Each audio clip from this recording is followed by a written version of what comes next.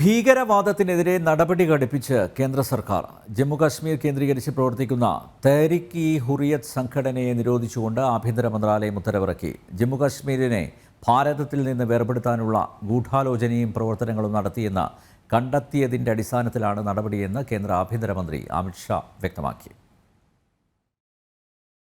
ഭീകരവാദത്തിനെതിരെ വിട്ടുവീഴ്ചയില്ലാത്ത നടപടി തന്നെ ഉണ്ടാകുമെന്ന് വ്യക്തമാക്കിക്കൊണ്ടാണ് കശ്മീരിലെ വിഘടനവാദ സംഘടനയായ തെഹ്രീക്ക് ഇ ഹുറിയത്ത് കേന്ദ്ര ആഭ്യന്തര മന്ത്രാലയം നിരോധിച്ചത്. വിഘടനവാദി നേതാവ് സയ്യിദ് അലി ഷാ ഖിലാനി രൂപീകരിച്ച സംഘടന ജമ്മു കശ്മീരിനെ ഭാരതത്തിൽ നിന്ന് വേർപെടുത്താനും ഇസ്ലാമിക ഭരണം കൊണ്ടുവരാനും ഗൂഢാലോചന നടത്തി. നിയമവിരുദ്ധ പ്രവർത്തനങ്ങൾ തെളിവുകൾ സഹിതം കണ്ടെത്തിയതിനാലാണ് UAPA പ്രകാരം നടപടി സ്വീകരിച്ചതെന്ന് കേന്ദ്ര ആഭ്യന്തരമന്ത്രി അമിത് ഷാ അറിയിച്ചു. ഭാരതത്തിന്റെ അഖണ്ഡതയെ ചോദ്യം ചെയ്ത് പ്രവർത്തിക്കുന്ന ഏതൊരു സംഘടനയ്ക്കും വ്യക്തിക്കും കർശന നടപടി നേരിടേണ്ടി വരുമെന്നും അമിത് ഷാ മുന്നറിയിപ്പ് നൽകി.